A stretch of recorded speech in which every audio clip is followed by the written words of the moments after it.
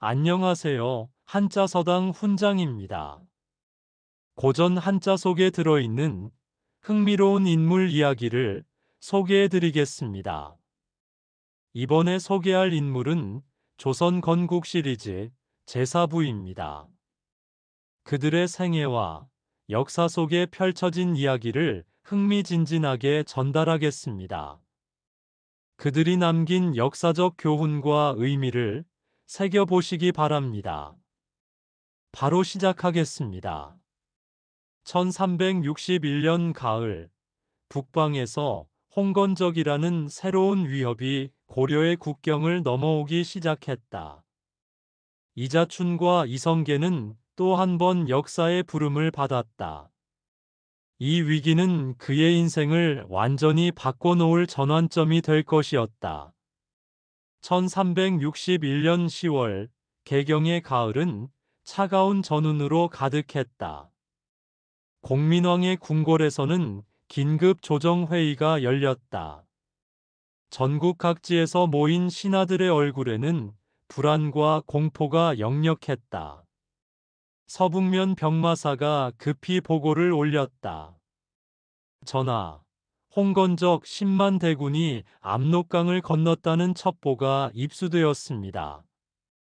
그들은 이미 서북면을 유린하며 개경으로 향하고 있습니다. 보고를 듣던 신하들의 수군거림이 회의실을 채웠다. 10만 대군이라니 이전에 홍건적은 비교도 되지 않는 군. 원나라가 내란에 시달리는 사이 이제 그들의 잔재가 우리 고려를 위협하는구나. 공민왕의 얼굴이 창백해졌다. 그는 5년 전 쌍성 총관부 탈환으로 고려의 자주성을 되찾았지만 이번 위기는 그 모든 성과를 물거품으로 만들 수 있었다. 경들은 어찌 생각하오? 이 엄청난 수의 적을 어찌 막아낼 수 있겠소? 공민왕이 떨리는 목소리로 물었다. 조정은 두 갈래로 나뉘었다. 한편에서는 서둘러 성을 굳게 하고 방어해야 합니다. 개경은 난공불락의 요새이니 충분히 버틸 수 있을 것입니다. 일단은 방어에 집중하고 각지의 군사를 불러 모아 토벌 작전을 세워야 합니다. 라는 주전론이 나왔다. 반대편에서는 폐하께서는 안전한 곳으로 피난하시고 각지의 장수들을 불러 홍건적을 토벌해야 합니다. 개경이 함락되면 고려의 국운은 기울 것입니다. 왕실의 보존이 우선입니다. 라는 체제론이 맞섰다. 공민왕은 깊은 고민에 빠졌다. 이대로 가다가는 나라의 근간이 흔들릴 것이다. 이 위기를 막아낼 힘은 과연 어디에 있는가? 그때 최영 장군이 한 걸음 앞으로 나섰다.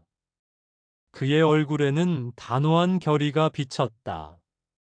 동북면에 이성계를 불러들이는 것이 좋을 듯합니다. 그는 쌍성 탈환 이후 그 지역에서 큰 신임을 얻고 있으며 무예와 병법이 뛰어납니다. 폐하의 부름이라면 기꺼이 달려올 것입니다. 공민왕은 고개를 끄덕였다. 즉시 전령을 보내라. 이성계에게 병력을 이끌고 개경으로 올 것을 명하노라. 그러나 전령이 동북면에 도착하기도 전에 상황은 급변했다. 홍건적의 선봉대가 예상보다 빠르게 개경 근교에 도달한 것이다. 개경 성 밖의 마을들에서는 이미 혼란이 시작되었다. 홍건적이 온다. 이 무슨 난리인가. 죽여라. 약탈하라. 홍건적의 거친 함성이 마을 곳곳에서 울려 퍼졌다. 홍건적이 코앞까지 당도했소이다. 어서 피하시오. 백성들의 비명이 마을을 뒤흔들었다. 노인들과 아이들을 이끌고 피난길에 오른 사람들로 길은 꽉 막혔다. 마을 한 노인이 울부짖었다. 원나라도 이제 우리를 돕지 않는구나. 이 늙은이는 두 번이나 몽골의 침략을 겪었는데 이제는 또 다른 오랑캐를 맞이해야 하다니. 어찌 이리 살기 어려운가. 성문으로 몰려드는 피난민들을 보며 개경의 수비대장은 얼굴을 찡그렸다. 이대로라면 성 안이 더 혼란스러워질 것이다. 성문을 닫아야 한다. 그러나 그의 부하가 반박했다. 아직 밖에는 수천 명의 백성들이 있습니다. 어찌 그들을 버리고 성문을 닫을 수 있겠습니까? 수비대장은 고뇌에 찬 표정으로 말했다. 나라가 위태로운데 어찌 개인의 안위만을 생각할 수 있겠는가? 성문을 닫아라. 그의 명령에 육중한 성문이 닫히는 소리가 개경의 가을 하늘에 메아리 쳤다. 성 밖에 남겨진 백성들의 절규가 성벽을 타고 울려 퍼졌다. 1361년 11월 초, 홍건적의 대군이 개경성을 에워쌌다. 사방에서 몰려드는 홍건적의 기세는 폭풍과 같았다. 성벽 위 고려군들은 필사적으로 저항했다. 활이 쉴 새 없이 시위를 떠나고 화살은 빗발처럼 홍건적의 갑옷에 박혔다. 그러나 홍건적은 거대한 공성탑을 앞세우고 끊임없이 성벽을 기어 올랐다. 고려군의 최영 장군은 선봉에서 직접 검을 휘두르며 병사들을 독려했다. 물러서지 마라. 이 성을 지켜내야 한다. 그의 검끝에서 피가 튀었고 그의 갑옷은 이미 적의 피로 물들었으나 홍건적의 파상 공세는 끝없이 이어졌다. 밤이 깊어지자 어둠 속에서 성 안에 심어둔 홍건적의 내응자들이 움직이기 시작했다. 그들은 북문의 빗장을 풀어버리고 성문을 활짝 열었다. 개경이 함락됐다. 왕을 보호하라. 궁궐에서 비상종이 울렸다. 공민왕은 깊은 숨을 내쉬었다. 개경이 함락이라니. 궁궐은 이미 아수라장이었다. 궁녀들과 내시들은 혼비백산하여 사방으로 흩어졌고 병사들은 무너지는 궁궐의 잔해 속에서 겨우 몸을 피하고 있었다. 최영 장군이 피 흘리는 얼굴로 공민왕에게 달려왔다. 전하, 더 이상 지체할 수 없습니다. 홍건적의 칼날이 눈앞에 이르렀습니다.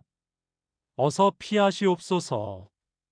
공민왕은 떨리는 손으로 자신의 옷깃을 움켜쥐었다. 짐이 이곳을 떠난단 말인가? 고려의 심장이 저 오랑캐들에게 유린된단 말인가? 그는 신하들의 부축을 받으며 급히 궁을 빠져나갔다. 불타는 궁궐의 붉은 불길이 그의 등에 뜨겁게 와 닿았다. 백성들은 길거리에서 절규하며 도망쳤고 홍건적은 거친 함성과 함께 약탈을 일삼았다. 수도 개경은 지옥과 다름없었다. 공민왕은 복주, 지금의 안동을 향해 피난길에 올랐다.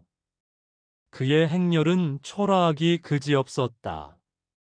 춥고 배고픈 피난길에 왕의 위엄 따위는 찾아볼 수 없었다.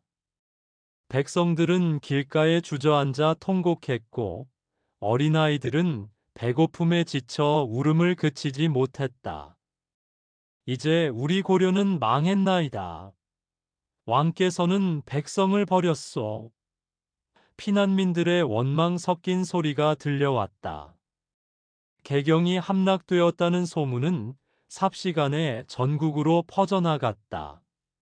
백성들의 가슴 속에는 고려 왕실에 대한 실망감과 깊은 절망감이 가득 찼다.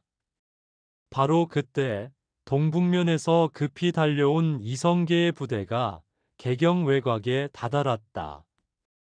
홍건적의 난이 심상치 않음을 직감하고 급히 남하하던 참이었다. 이성계는 불타는 개경을 보고 경악을 금치 못했다. 저 불길을 보라. 저것이 어찌 우리 고려의 수도라 말할 수 있는가. 하늘이 무너지는구나. 그의 얼굴에는 분노와 슬픔이 교차했다. 그는 병사들에게 외쳤다. 홍건적의 바로는 하늘이 노한 일이다. 우리는 이제 도망치는 백성들의 피난을 돕고 저 오랑캐들의 만행을 저지해야 한다. 이성계는 휘하 부대를 이끌고 불타는 개경의 한쪽에서 후위 부대 역할을 수행했다. 피난민 행렬을 보호하며 홍건적의 추격을 막아섰다. 퉁두라는 그의 옆에서 거침없이 칼을 휘두르며 홍건적의 무리를 베어 넘겼다. 장군님, 이대로는 저희마저 전멸할 것입니다. 백성들을 더 안전한 곳으로 대피시키고 저희도 철수해야 합니다.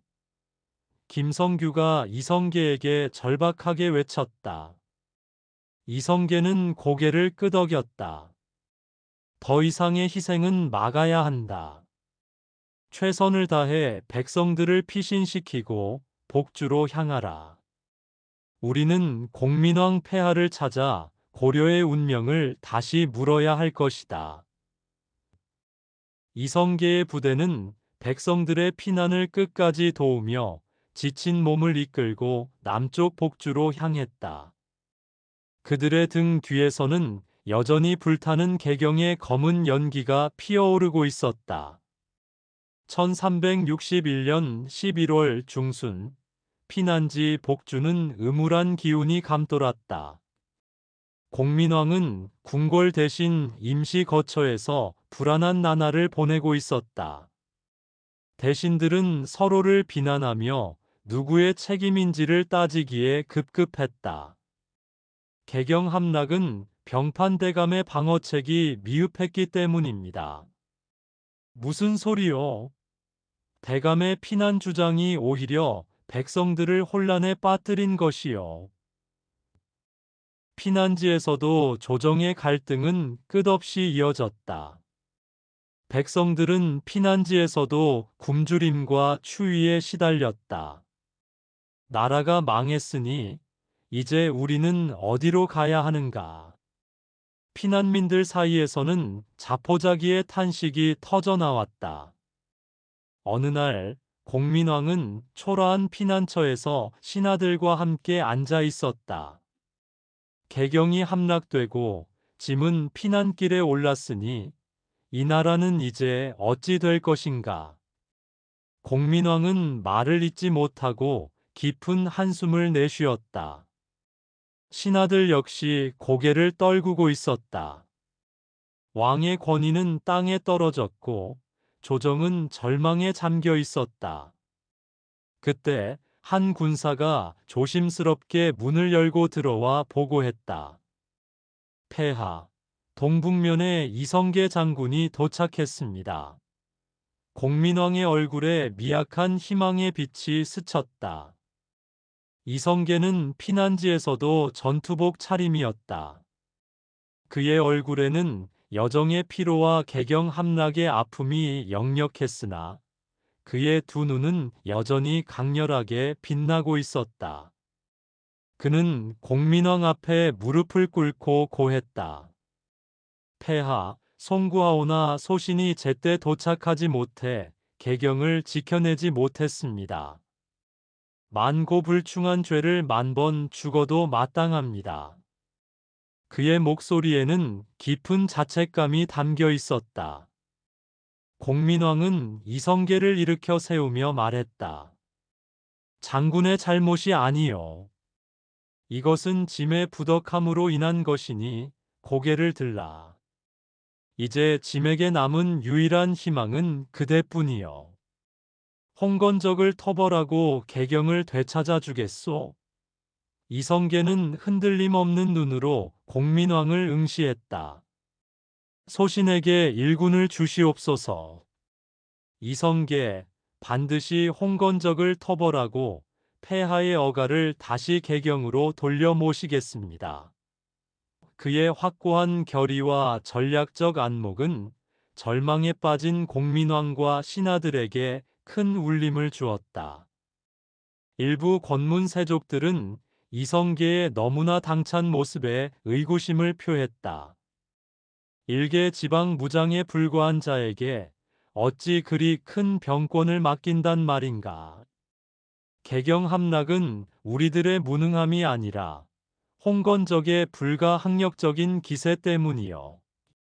저자의 혈기를 믿다가 또다시 패배할 것이요. 그들의 수군거림이 들렸지만 공민왕은 더 이상 망설이지 않았다.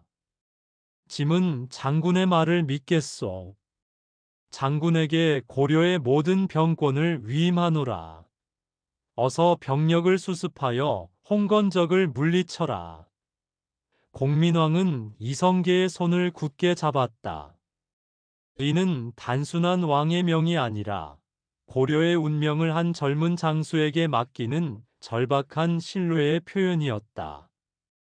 공민왕은 이성계의 젊고 강한 기세에서 한 줄기 빛을 보았지만 동시에 자신을 능가하는 제목의 등장을 불안한 눈빛으로 바라보고 있었다. 이성계, 과연 그가 나를 살릴 것인가 아니면. 이성계는 공민왕의 명을 받들어 병사들을 모으기 시작했다. 그는 피난민들 사이를 헤치며 병사들을 독려했다. 고려는 아직 살아있다. 폐하께서는 우리에게 홍건적을 물리칠 기회를 주셨다. 용맹한 고려의 아들들이여, 이제 우리의 칼로 더럽혀진 땅을 씻어내고 우리 백성들의 눈물을 닦아줄 때다. 이성계의 목소리에는 비장함과 굳건함이 담겨 있었다. 그의 지도력과 위용은 병사들의 꺾인 사기를 다시금 일으켜 세웠다. 그의 옆에는 언제나 지황이 있었다. 지황은 이성계를 무한히 존경하는 열혈 충성파 청년 장수였다. 그는 이성계의 연설을 들으며 주먹을 불끈 쥐었다. 장군님, 제가 선봉에 서서 길을 열겠습니다. 홍건적의 목을 베어 고려의 원수를 갚겠습니다. 지황의 혈기 넘치는 외침에 이성계는 옅은 미소를 지었다. 그대의 용맹은 익히 알고 있다.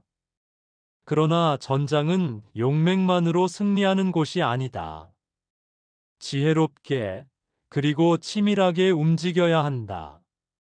이제 북상하여 빼앗긴 고려의 심장을 되찾을 시간이다. 11월 하순, 이성계는 주력 부대를 이끌고 북상하기 시작했다. 그의 군대에는 비록 피난길에서 지친 병사들이 많았지만 이성계의 지휘 아래 그들의 눈빛에는 다시금 뜨거운 불꽃이 타올랐다. 그들은 개경으로 가는 길목에 있는 황산, 지금의 연산으로 향했다. 그곳에서 홍건적의 주력 부대와 일대 결전을 벌일 계획이었다. 전국의 지방군이 속속 합류하며 이성계의 군세는 점차 불어났다. 그러나 홍건적의 10만 대군에 비하면 여전히 수적으로는 열세였다. 밤하늘 아래 황산을 앞둔 평야의 고려군이 진을 쳤다. 이성계는 지도를 펼쳐놓고 병사들의 움직임을 주시했다. 퉁두란이 다가와 말했다. 장군님, 홍건적 놈들은 우리가 이렇게 빨리 북상할 줄은 예상치 못했을 것입니다. 내일 해가 뜨면 놈들은 틀림없이 경악할 것입니다. 이성계는 고개를 끄덕였다. 그렇다. 우리의 강점은 기동성과 정신력이다. 저들은 약탈의 혈안이 되어 기강이 무너져 있을 것이다. 우리는 그 틈을 파고들어야 한다. 그는 병사들을 향해 눈을 돌렸다. 이 병사들의 어깨에 고려의 운명이 달려 있다. 나의 한 수, 나의 하나의 결단이 이 모든 것을 바꿀 것이다. 그는 그렇게 결전의 날을 기다렸다. 1361년 11월 말, 새벽의 안개가 황산 평야를 뒤덮었다. 고려군 진영에는 팽팽한 긴장감이 감돌았다. 병사들은 갑옷을 여미고 창을 갈았으며 활시위를 점검했다. 밤새 내린 서리 탓에 땅은 얼어붙었고 차가운 공기는 전장의 비릿한 냄새를 더욱 선명하게 만들었다. 이성계는 새벽녘부터 병사들을 둘러보며 직접 격려했다. 그의 눈빛은 흔들림 없었고 그의 한마디 한마디는 병사들의 얼어붙은 심장에 뜨거운 불꽃을 지폈다. 두려워하지 마라. 우리의 등 뒤에는 사랑하는 가족과 우리의 땅, 고려가 있다. 우리는 승리할 것이다. 퉁두라는 여진족 병사들을 이끌고 이성계의 옆에 섰다. 그의 얼굴에는 결의가 가득했다. 장군님, 제 부족은 언제나 장군님의 명을 따를 것입니다. 홍건적 놈들의 피로 이 땅을 씻어내겠습니다. 지황은 불안한 기색을 애써 감추고 이성계에게 물었다. 장군님, 홍건적은 10만이 넘는 대군이라 합니다. 저희는 수적으로 너무 불리합니다. 정면 대결은 너무 무모하지 않을런지요. 이성계는 고개를 저었다. 숫자가 전장의 전부가 아니다. 우리는 그들의 약점을 파고들 것이다. 나는 기마대를 이끌고 우회하여 적의 측면을 강타할 것이다. 퉁두라는 정의 여진족 기병으로 적의 후방을 교란한다. 지황, 그대는 보병대를 이끌고 중앙에서 적의 시선을 붙들어라. 중요한 것은 홍건적의 지휘관 사도수의 목을 베는 것이다.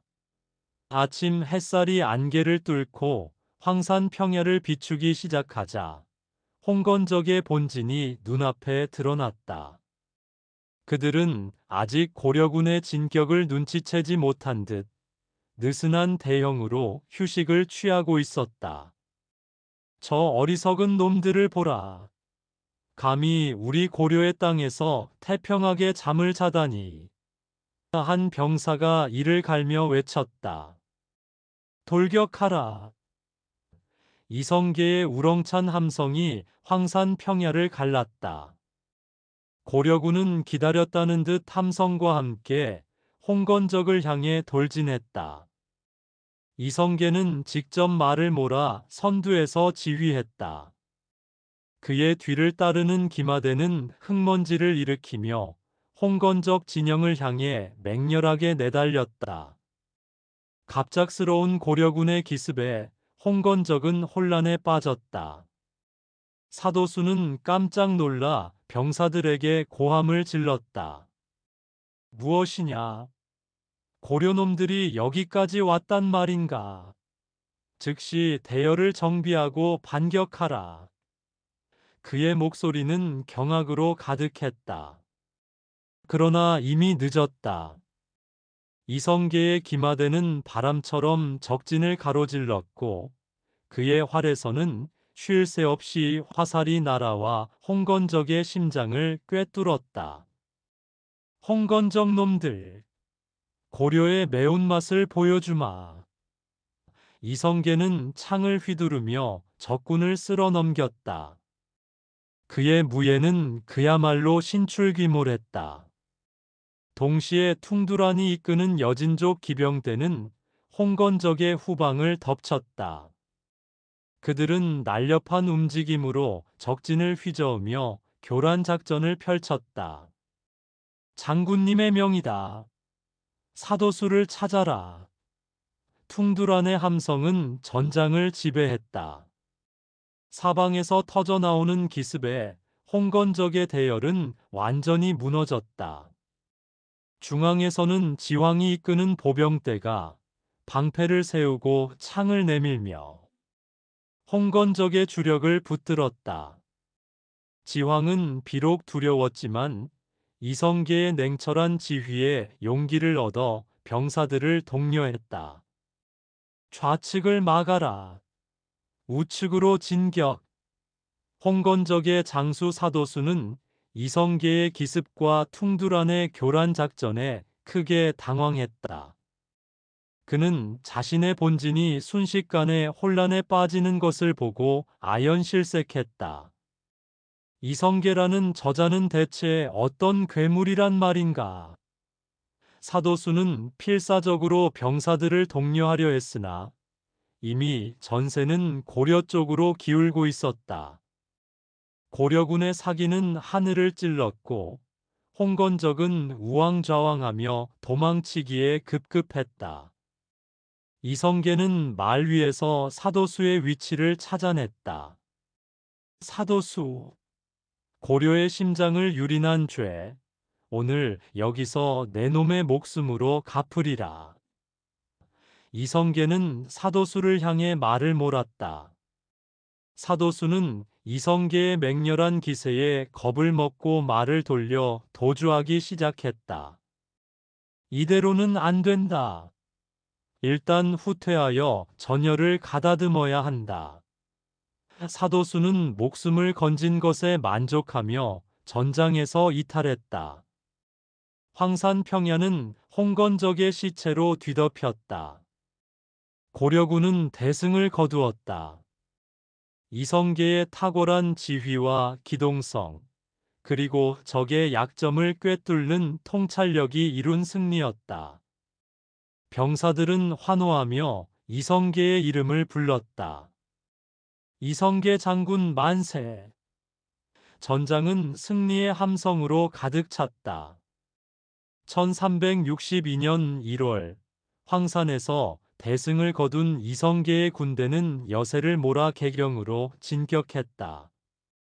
황산에서 패배하고 도주한 홍건적은 사기가 꺾여 이렇다 할 저항도 하지 못했다. 개경으로 향하는 길목에서 이성계의 부대는 안우 장군과 이방실 장군이 이끄는 다른 고려군과 합류했다. 안우 장군이 먼저 이성계에게 손을 내밀었다.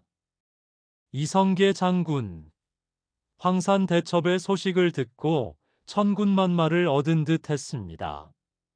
이제 우리 모두의 힘을 합쳐 고려의 수도를 되찾읍시다. 이방실 장군 역시 고개를 끄덕였다. 그대의 용맹이 고려를 살렸소. 이제 우리가 함께 이 전쟁을 끝냅시다. 세 명의 장수는 함께 개경으로 진격하며 잃어버린 수도를 되찾기 위해 최후의 일격을 가했다. 홍건적은 개경 곳곳에 약탈의 흔적과 잔악한 행위들을 남겨두고 있었다. 불탄 궁궐의 잔해는 고려의 아픔을 고스란히 보여주었다. 이성계의 군대가 개경 성문에 다다르자 성 안에 남은 백성들은 감격적인 환영으로 그들을 맞이했다. 고려군이 돌아왔다. 우리가 살았다. 그들은 눈물을 흘리며 병사들의 옷자락을 붙들었다. 폐허가 된 도시에서 살아남은 이들은 고려군의 등장이 마치 구원자와도 같았다. 이성계는 불타버린 개경의 거리를 말없이 걸었다. 곳곳에 남아있는 약탈의 흔적과 시신들을 보며 그의 얼굴에는 비통함이 가득했다. 이것이 진정수도 개경의 모습이란 말인가? 고려의 얼굴이 이리 유린당했단 말인가? 그는 병사들에게 명했다. 약탈은 일절 금한다. 백성들의 재산을 보호하고 부상당한 자들을 구호하라. 돌아가신 분들을 정중히 장사 지내라. 병사들은 그의 명령에 따라 약탈을 멈추고 질서정연하게 백성들을 돕기 시작했다. 지황이 이성계에게 다가와 말했다. 장군님, 이제 전하를 다시 개경으로 모셔와야 할 때입니다. 이성계는 고개를 끄덕였다. 폐허가 된 개경은 여전히 홍건적의 악취와 잔해가 가득했지만 그 위에 고려의 깃발이 펄럭이며 새로운 희망을 알리고 있었다. 그는 공민왕을 복주에서 개경으로 맞이하기 위해 길을 떠났다. 공민왕의 어가가 개경에 당도하자 백성들은 왕을 향해 만세를 불렀다. 그러나 그 환호성 속에는 잃어버린 왕조의 권위에 대한 안타까움이 함께 묻어 있었다. 공민왕은 피폐해진 도성 안으로 들어서며 참혹한 광경에 한숨을 내쉬었다. 그를 맞이하는 이성계의 늠름한 모습에 안도하면서도 한편으로는 불안한 시선을 거둘 수 없었다. 이성계, 그는 나를 위기에서 구했으나 백성들의 시선은 이미 나를 넘어 그에게 향하고 있구나. 잃어버린 권위를 어찌 되찾을 것인가. 공민왕의 마음속에는 고마움과 함께 새로운 그림자가 드리워지고 있었다. 이성계의 공은 개경수복 이후 더욱 빛을 발했다. 그는 황산대첩의 대승으로 일약 고려의 영웅으로 떠올랐다. 개경으로 돌아온 조정 대신들은 이성계의 공을 높이 평가했고 그의 위상은 더욱 공고해졌다. 공민왕은 그에게 더 큰 군사적 권한을 부여하며 고려의 국방을 맡겼다.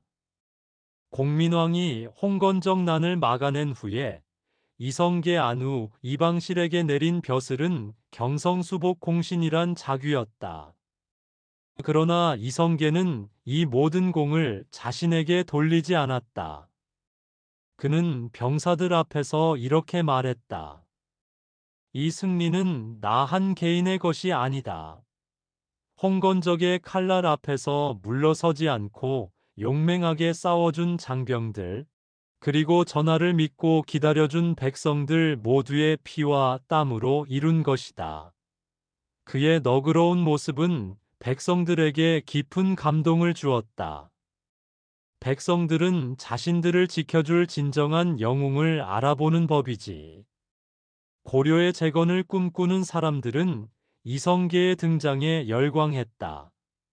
하지만 중앙 정치의 혼란과 기존 권문 세족들의 기득권은 여전히 건재했다. 개경수복은 고려의 위기를 일시적으로 막아낸 것에 불과했다. 이성계는 불타버린 개경의 잔해를 바라보며 새로운 다짐을 했다. 고려는 아직 갈 길이 멀다. 나는 이 고려의 백성들이 진정으로 평화롭게 살 수 있는 나라를 만들 것이다. 이 황산에서 빛난 나의 검이 언젠가 새로운 시대를 여는 횃불이 될 것이다. 그의 마음속에는 이제 고려를 넘어선 더 큰 그림이 그려지기 시작했다. 돌이켜보면 고려는 많은 우여곡절을 겪었다. 1351년 공민왕이 즉위한 후 고려는 길고 긴 혼돈의 시대를 겪었다. 원의 간섭 속에서도 그는 자주적인 개혁을 꿈꿨고 그 결과 1356년 쌍성 총관부를 탈환하는 쾌거를 이루었다. 이성계는 그때 빛나는 공을 세우며 세상에 이름을 알렸다. 그러나 기쁨도 잠시 1359년부터 1361년에 이르는 홍건적의 1차, 2차 침입은 고려를 더욱 깊은 나락으로 빠뜨렸다. 개경은 함락되고 왕은 피난길에 올랐으나 이성계를 비롯한 여러 장수들의 분투로 홍건적을 물리치고 겨우 개경을 수복할 수 있었다. 하지만 국력은 쇠진했고 백성들의 삶은 피폐했다. 고려는 안팎으로 크나큰 진통을 여러 차례 겪는 환란의 시대를 지나고 있었다. 여기에 하나의 시련이 또 다가오고 있었다. 이 혼란기를 틈타 원의 자녀 세력인 나하추가 호시탐탐 고려의 동북면을 노리고 있었다. 황산에서 나하추의 선봉과 작은 접전 끝에 일시적으로 물러나게 했으나 이성계는 이것이 시작에 불과하다는 것을 직감했다. 진정한 폭풍은 아직 오지 않았다. 고려의 운명, 아니, 이 땅 백성들의 운명이 또다시 나의 손에 달려 있구나. 1362년의 봄은 그렇게 냉혹한 그림자를 드리우며 다가왔다. 1362년 음력 3월 초, 고려 동북면의 밤은 여느 때보다 깊고 어두웠다. 아직 추위가 가시지 않은 북방, 함경도 일대의 변경 초소에는 매서운 바람만이 밤의 정적을 갈랐다. 파수병들은 얼어붙은 몸을 웅크린 채 경계를 늦추지 않았다. 그때 저 멀리 어둠 속에서 희미한 빛이 하나둘 피어오르기 시작했다. 점차 그 빛은 셀 수 없이 많은 횃불로 변해 밤하늘을 수놓았다. 이내 지축을 뒤흔드는 군마의 발굽 소리가 초소를 향해 몰려왔다. 병사들은 사색이 되었다. 저거 오랑캐 아닌가? 나하추의 군대가 국경을 넘었습니다. 파수병의 절규가 밤하늘을 찢었다. 소식은 삽시간에 동북면 전체에 퍼졌다. 수만 대군을 이끌고 압록강을 건넌 나하추는 함흥과 영흥을 아우르는 동북면 땅을 유린하며 거침없이 남하하고 있었다. 그의 선봉대는 파죽지세로 마을들을 휩쓸었고 가는 곳마다 검은 연기와 비명소리가 끊이지 않았다. 마을 백성들은 필사적으로 도망쳤지만 나하추의 군대는 먹잇감을 노리는 굶주린 승냥이 떼와 같았다. 저놈들은 인간이 아니다. 악귀다. 피난민들의 절규가 사냐를 뒤흔들었다. 나하추는 전장을 휩쓰는 자신의 병사들을 말 위에서 내려다보았다. 그의 얼굴에는 잔인한 미소가 떠올랐다. 몽골 무하리 가문의 후예로 요동 지역의 실력자이자 군사 지도자인 나하추는 자신의 세력을 확장하고자 동북면을 침입한 것이다. 쌍성 총관부를 탈환하려 했으며 고려 동북면을 차지하기 위해 공격을 감행했다. 홍건적에 신음하는 고려는 이미 원의 종주권을 저버렸다. 그들은 황제를 배신하고 스스로 몰락의 길을 택했으니 이제 그 죗값을 치르게 하라. 저 땅은 이제 원의 것이다. 내 것이다. 그의 거친 목소리에는 원의 권위를 내세우며 스스로의 야욕을 정당화하려는 의도가 역력했다. 나하추는 고려가 홍건적과의 전쟁으로 국력이 쇠진했음을 정확히 간파하고 있었다. 저놈들 정말 끝이 없구만. 홍건적 물리치니 이번에는 나하추라니. 화주지방, 지금의 금야군 일대 백성들은 공포에 질려 성 안으로 모여들었다. 흙으로 지어진 낡은 성벽은 금방이라도 무너질 것 같았다. 백성들 사이에서는 불안과 절망이 가득했다. 이대로 우리 모두 죽는 것인가? 고려 조정은 우리를 잊었는가? 한 늙은이가 눈물을 흘리며 하늘을 원망했다. 한 백성은 떨리는 목소리로 중얼거렸다. 이성계 장군께서 홍건적을 막아내셨으니 이번에도 그리하실 수 있을까? 다른 백성은 고개를 저었다. 저수가 몇이라더냐? 일개 장수가 막을 수 있는 일이 아니다. 백성들은 이성계에게 한 가닥 희망을 걸었으나 동시에 그가 과연 이 엄청난 수의 적을 막아낼 수 있을지 깊은 의구심에 잠겼다. 이성계는 급보를 듣자마자 자신의 거점인 함흥 본영에서 긴급 군사회의를 소집했다. 그의 얼굴에는 짙은 그림자가 드리워져 있었다.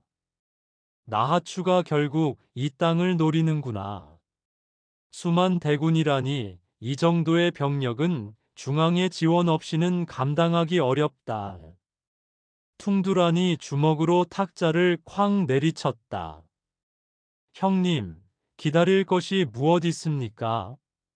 제가 당장 병사들을 이끌고 나가겠습니다. 저 오만한 나하추의 목을 베어 고려의 힘을 보여줍시다. 그의 뜨거운 혈기가 회의실을 달구었다. 그러나 이성계는 차분히 지도를 펼치며 냉철하게 전황을 분석했다. 아니, 저들은 단순한 도적이 아니다. 오랜 기간 동북면에서 세력을 키워온 군벌이다. 그 수요가 우리를 압도한다. 무턱대고 달려들었다가는 백성들의 희생만 커질 뿐이다. 김성규가 조심스럽게 말했다.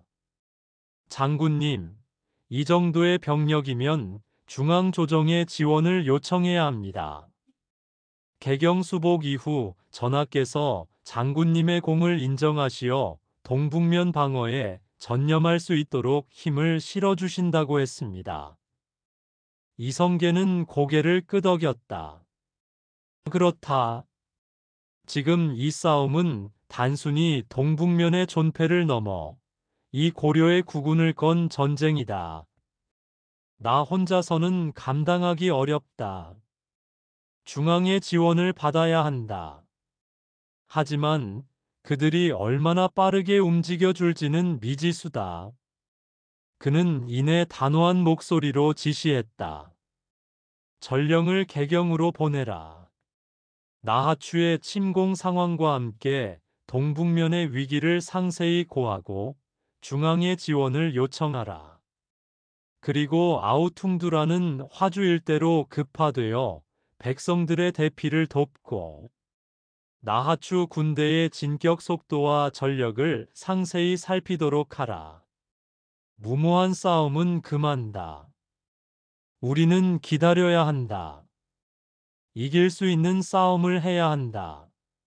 퉁두라는 비록 아쉬웠지만 이성계의 명에 고개를 숙였다. 이성계는 밤하늘을 올려다보았다. 수많은 별들이 차갑게 빛나는 가운데 그의 마음속에도 고독한 결의가 타올랐다. 1362년 음력 3월 중순, 개경조정은 다시 한번 홍건적 침입대와 같은 혼란에 빠져 있었다. 동북면으로부터 날아온 나하추 침공 소식은 공민왕 전하와 신하들을 경악하게 했다.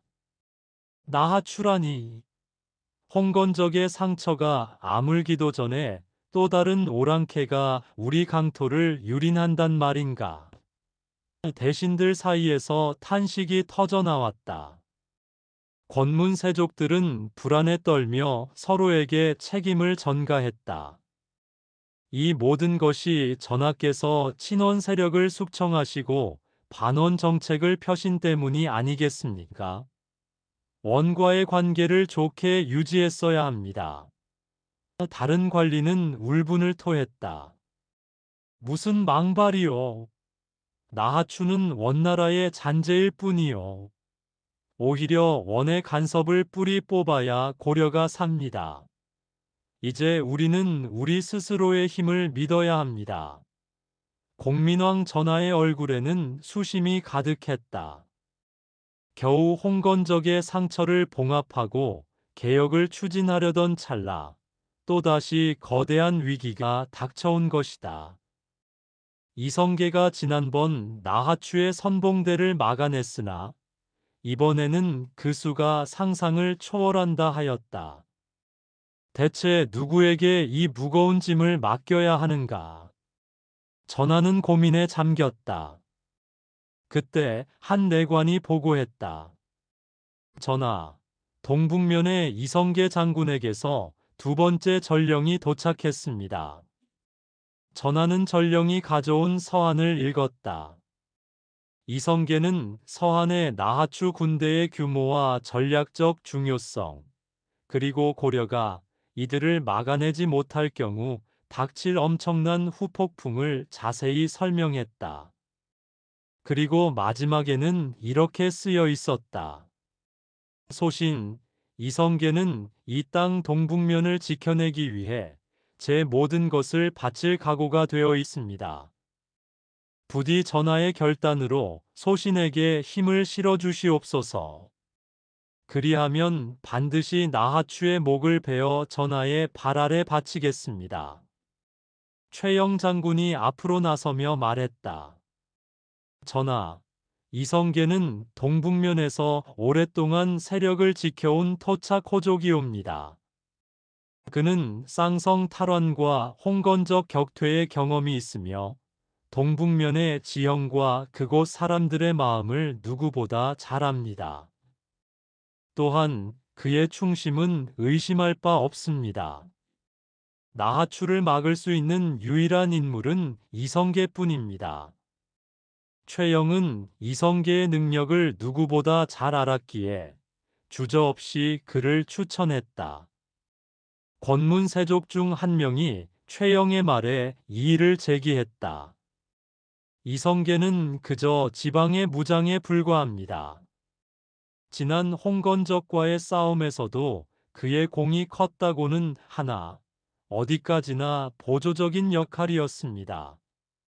하물며 나하추는 원나라의 잔재라고 하지만 실상은 막강한 군벌입니다. 그에게 너무 큰 병권을 위임하는 것은 위험천만한 일이옵니다. 자칫 그가 중앙을 배신하고 반역이라도 일으킨다면 그의 말끝은 흐려졌으나 경계심은 명확했다. 공민왕은 그들의 우려를 이해했다. 이성계의 비범함은 왕에게 희망을 주면서도 동시에 불안감을 안겨주었기 때문이다. 공민왕 전하는 깊은 생각에 잠겼다. 나를 믿고 왕좌에 다시 앉혀준 저들의 눈빛. 그러나 왕조의 명운을 건 지금 신하들의 사적인 이해관계를 따질 때가 아니다. 백성의 목숨이 경각에 달렸다. 이성계, 그에게 모든 것을 걸어야만 한다. 공민왕은 이내 결단을 내렸다. 짐은 이성계를 믿는다. 그는 나를 홍건적의 칼날에서 구해낸 충신이다. 동북면 방어의 중임을 이성계에게 맡긴다. 즉시 이성계를 동북면 병마사로 임명한다. 동북면 병마사는 동북면 일대의 모든 군사권을 총괄하는 자리이니 일체의 의심 없이 그의 명을 따르라. 이는 중앙의 장수가 아닌 지방의 사족 출신 무장에게 국경 방어의 전권을 위임하는 전례 없는 파격적인 조치였다. 그의 결단은 고려의 국운이 걸린 위기 상황임을 방증하는 것이었다. 그리고 홍원 벌판에 나아가 나하추를 막아낼 병력을 소집하라. 왕명이 떨어지자 개경 조정은 일사불란하게 움직였다. 동북면 병마사 이성계에게 병마를 통솔할 수 있는 증표인 병부와 칙서가 전달되었다. 홍원을 중심으로 고려군이 집결하기 시작했다. 이성계는 병부와 칙서를 받아들고 가슴 벅찬 감격에 휩싸였다. 얼마 전 홍건적을 막아냈듯 이번에도 반드시 이겨야 한다. 이 싸움은 단순히 동북면의 안위를 넘어 나의 운명, 그리고 고려의 운명을 바꿀 것이다. 그의 내적 독백에는 막중한 책임감이 서려 있었다. 동북면을 지키는 것은 이시 가문이 수건이자 이성계 자신의 존재 이유와도 같았다. 화주 백성들 사이에서도 소식이 전해졌다. 전하께서 이성계 장군을 동북면병마사로 임명하셨답니다. 이성계 장군이라면 능히 나하추를 물리칠 수 있을 것이다. 백성들의 얼굴에 희망의 빛이 돌기 시작했다. 피난길에서 돌아와 무기를 든 사내들도 있었다. 우리는 싸울 것이다. 이성계 장군과 함께 우리 고향을 지킬 것이다. 늙은 농부는 몽둥이를 움켜쥐고 이를 갈았다. 이번에는 그냥 당하지 않을 것이요. 내 아들놈의 원수를 갚을 것이다. 백성들의 분노는 이성계라는 이름 아래 하나로 모여들었다. 1362년 음력 3월 말, 홍원 벌판은 차가운 봄바람 속에 잔설이 녹아 질척이는 진흙탕이었다. 주변은 평탄하지만 곳곳에 작은 언덕과 습지가 산재해 기마대가 움직이기에 적합하면서도 매복을 활용할 수 있는 지형이었다. 나하추의 대군과 이성계가 이끄는 고려군이 이곳에서 마주했다. 나하추의 병력은 수적으로 고려군을 압도했으나 이성계는 그들의 약점을 꿰뚫고 있었다. 나하추는 자신만만하게 말 위에서 소리쳤다. 고려놈들, 주제도 모르고 감히 나의 길을 막는단 말인가. 홍건적에게 유린당한 너희들이 나의 상대가 될 성시프냐. 무릎 꿇고 항복하면 목숨은 살려주마. 나하추의 거만함이 홍원 벌판에 가득 울려 퍼졌다. 이성계는 말 위에서 나하추를 응시했다. 그의 검은 눈동자에는 조금의 흔들림도 없었다. 내 놈이 누구냐? 감히 우리 고려의 백성을 유린하고 이 땅을 탐하는가? 내 놈의 오만함이 곧 너의 무덤이 될 것이다. 이성계의 목소리는 홍원 벌판에 우렁차게 울려 퍼졌다. 나하추는 이성계의 단호함에 잠시 움찔했으나 이내 비웃음을 날렸다. 말은 창칼보다 날카롭다더니. 두고 보자, 나하추. 퉁두라니 옆에서 이를 갈았다. 형님, 저 오만방자한 놈의 목을 당장 베어버립시다. 이성계는 고개를 저었다. 조급해 마라. 저들은 우리가 숫자가 적음을 믿고 방심할 것이다. 그 틈을 노려야 한다. 퉁두란, 너는 정예 기병대를 이끌고 적진의 우측으로 돌아라. 저들은 좌측에 오합지졸 병력을 두었으니 그들을 쳐 흐트러뜨려라. 김성규, 자네는 본대와 함께 중앙에서 적의 시선을 끌어라. 나의 백마와 깃발을 보고 저들이 혼란에 빠질 것이다. 이성계는 병사들을 향해 눈을 돌렸다. 나는 쌍성에서 적의 허를 찌르고 지형을 이용해 수적 열세를 뒤집는 법을 배웠다. 홍건적과의 싸움에서는 흩어진 민심을 모아 한 뜻으로 싸웠다. 이번에도 다르지 않다. 저들의 오만함을 틈타 결정적인 일격을 가해야 한다. 그의 생각은 날카로운 칼날처럼 예리했다. 이곳 홍원 벌판은 우리 동북면의 심장이다. 우리가 이 땅을 지켜내지 못한다면 사랑하는 가족들과 고향을 영영 잃게 될 것이다. 우리의 등 뒤에는 고려 백성들의 피눈물이 있다. 우리가 흘릴 피가 이 땅을 지킬 것이다. 두려워 말고 오직 전진하라. 병사들의 함성이 홍원 벌판을 뒤흔들었다. 전투는 개시되었다. 나하추의 군대는 막대한 병력을 앞세워 고려군을 밀어붙였다. 그들은 질서도 없이 그저 수만 믿고 돌진했다. 이성계는 자신의 백마를 타고 전장의 중앙에서 지휘하며 적의 대열을 끊임없이 살폈다. 그의 활은 쉴 새 없이 시위를 떠났다. 명궁 이성계의 활은 단순한 무기가 아니었다. 그는 순식간에 세 발의 화살을 먹이고 동시에 쏘아보내는 삼전으로 나하추 군의 기세를 꺾었다. 바람을 가르는 화살 세 발이 동시에 나하추의 선봉장 세 명의 심장을 꿰뚫었고 선봉은 우왕좌왕하며 순식간에 혼란에 빠졌다. 나하추 병사들 사이에서 공포가 퍼졌다. 아니, 한 사람이 한 번에 어찌 세 발의 활을 쏟아낸단 말인가? 저 활솜씨를 보라. 사람이 아니다. 귀신이다. 나하추의 병사들은 이성계의 신들린 활솜씨에 속수무책으로 쓰러져 갔다. 바로 그때 퉁두란이 이끄는 정예 기병대가 나하추 군의 우측 진영을 맹렬히 강타했다. 나하추는 자신의 약한 좌측에 병력을 더 보강했으나 이성계는 과감하게 그 반대편을 노린 것이다.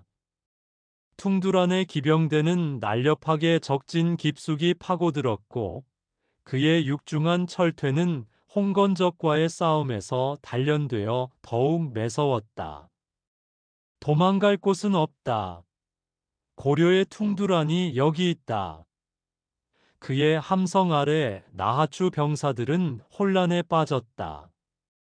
김성규가 이끄는 본대는 중앙에서 이성계의 백마와 깃발을 보고 달려드는 적들을 능숙하게 막아내며 적의 대열을 더욱 흐트렸다.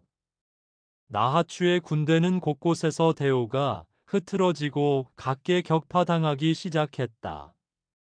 나하추는 병사들을 독려했지만 이미 사기가 꺾인 그의 군대는 속수무책이었다.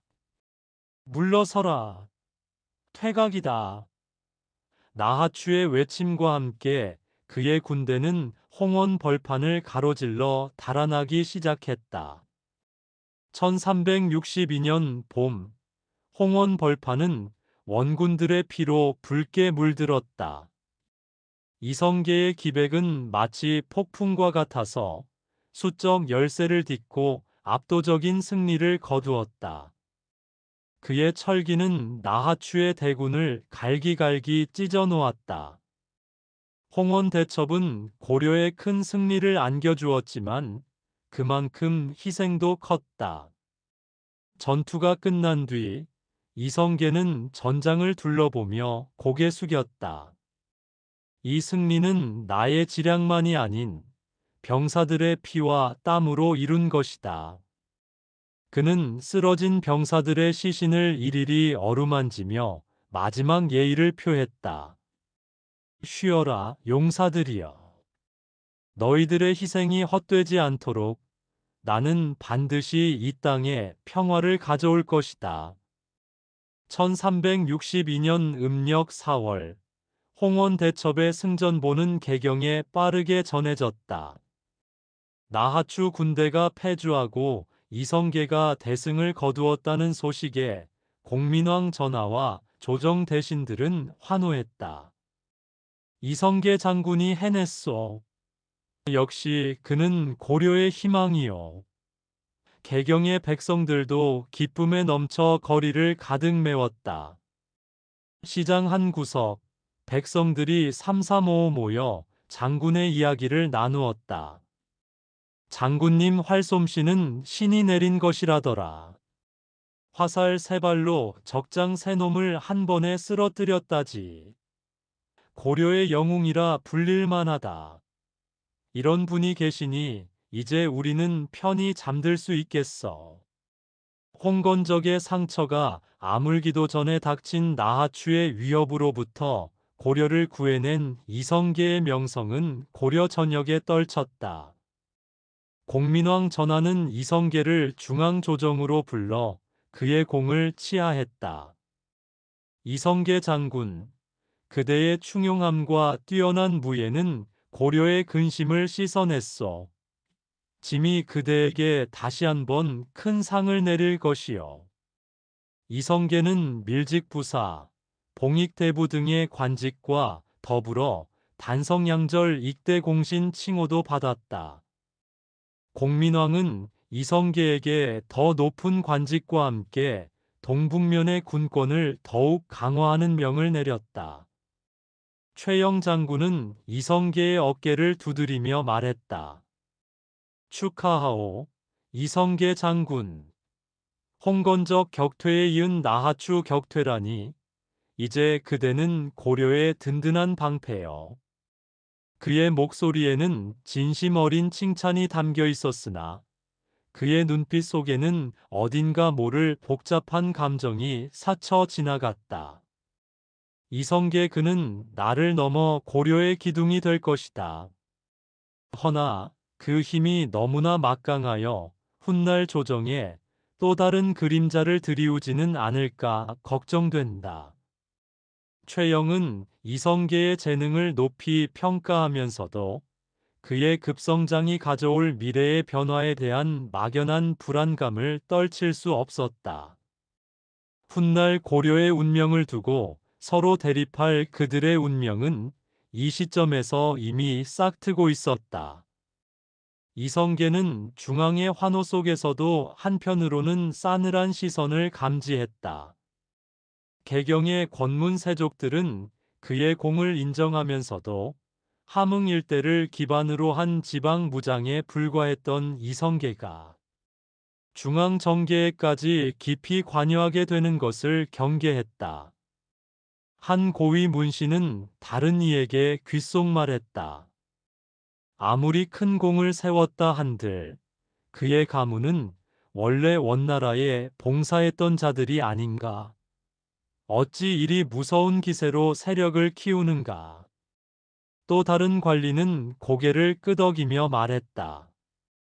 정통 고려의 혈통이 아닌 변방의 무장이 저리 위세를 떨치는 것이 과연 옳은가?